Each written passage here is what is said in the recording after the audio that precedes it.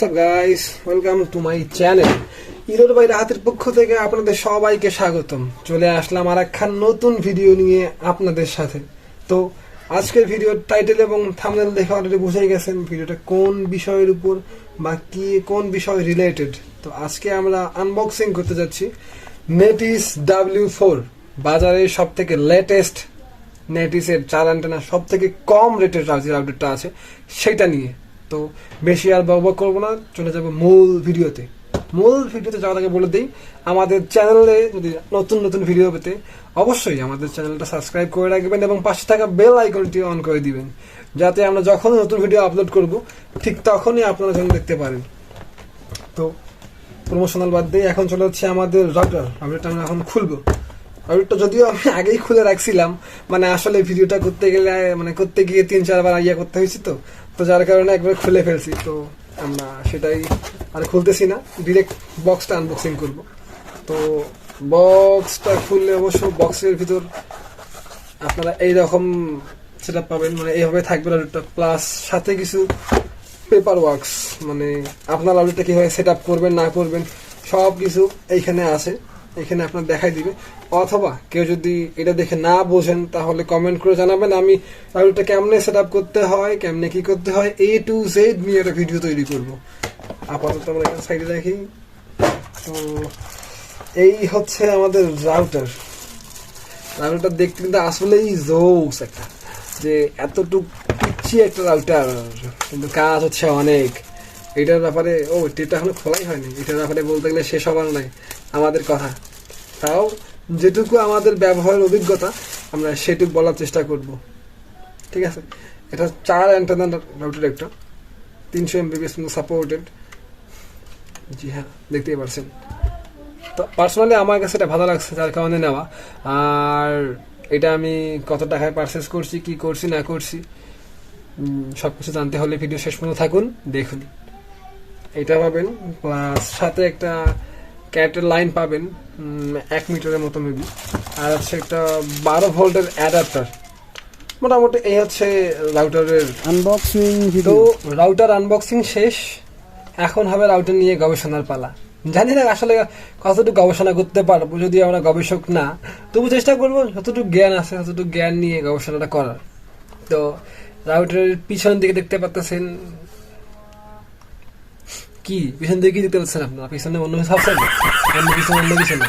আচ্ছা বাদ দেন, রাউটারের পিছনে হচ্ছে 5টা পোর্ট আছে, তার মধ্যে একটা পিচ্ছি পোর্ট যেটা ড্যাফল পয়েন্ট, যেটা দিয়ে গুত্তা মাইরা আপনি মনে করেন সেটিং ঠিক করবেন।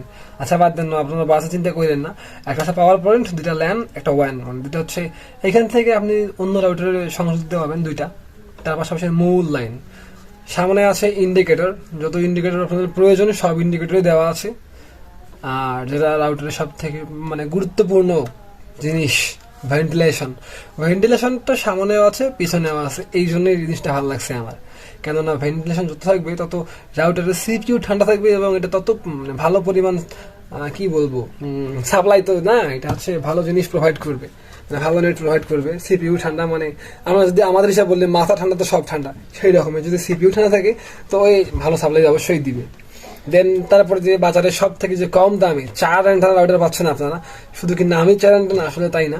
এটা হচ্ছে পার অ্যান্টেনা 5 dB করে রেঞ্জ দিবে। আর যদি এর সব থেকে ম্যাক্সিমাম রেঞ্জ হচ্ছে 200 থেকে 250 মিটার, 200 থেকে 250 মিটারের মধ্যে আপনারা এর কাভারেজ পেয়ে যাবেন। এই জন্য এটা হচ্ছে আর একটা ভালো লাগার দিক। শুধু এরই ভালো লাগার দিক না, ভালো লাগার দিক আরও আছে। যেমন আপনারা চাইলে এটাকে রিপিটার হিসেবে ইউজ করতে পারেন। আপনার আশেপাশে কোনো ওয়্যারলেস ডিভাইস থাকলে সেখান থেকে ওয়্যারলেস নিয়ে আপনি এখান থেকে আবার ওয়াইফাই হিসেবে ইউজ করতে পারতেছেন। শুধু এতটুকুর মধ্যেই সীমাবদ্ধ থাকলে তাও হয়তো এখান থেকে আপনি 4টা মাল্টি SSID কানেকশন দিতে পাবেন। শুধু এটার মধ্যেও সীমাবদ্ধ নয়, আরও একটা আছে, থাক সেটা পরে বলতেছি। দেন আর সব থেকে মজার জিনিস হচ্ছে এটা মানে এটা সেট আপটা খুবই ইজি সেট আপ ইন্টারফেস। আর কি বলবো এটা নিয়ে। আর তবে হ্যাঁ, সব যে ভালো দিক তা না, মানে সবকিছুরই খারাপ দিক থাকে, নেগেটিভ পজিটিভ দুইটাই থাকে। সেরকম এরও একটা পজিটিভ দিক আছে, নেগেটিভ দিকও আছে। যেমন নেগেটিভ দিক বলতে গেলে রাউটারটা মানে ফোনে আপনি সেট আপ করতে একটু প্যারা নিতে হবে, আবার এমনও হইতে পারে আপনি সেট আপ নাও করতে পারেন। ফোনে অ্যাপস দিয়ে। এই জিনিসটা হচ্ছে সবথেকে খারাপ লাগছে যে একটা রাউটার আমি অ্যাপস দিয়ে কন্ট্রোল করতে পাবো না, এটা হচ্ছে সবথেকে খারাপ জিনিস। তো এত কিছু ভালোর ভিড়ে মনে হয় একটা খারাপ মেনে নেওয়া যায়। তো রাউটারের দাম যেটা সব থেকে মজার ব্যাপার, মানে আসলে কত টাকা নিচ্ছে এই রাউটারটা, এই বিষয়ে। তো রাউটারটা আমার কাছে নিচে 1380 টাকা, মার্কেটে ছিল 1480 টাকা দাম, মানে 100 টাকার ডিফারেন্স।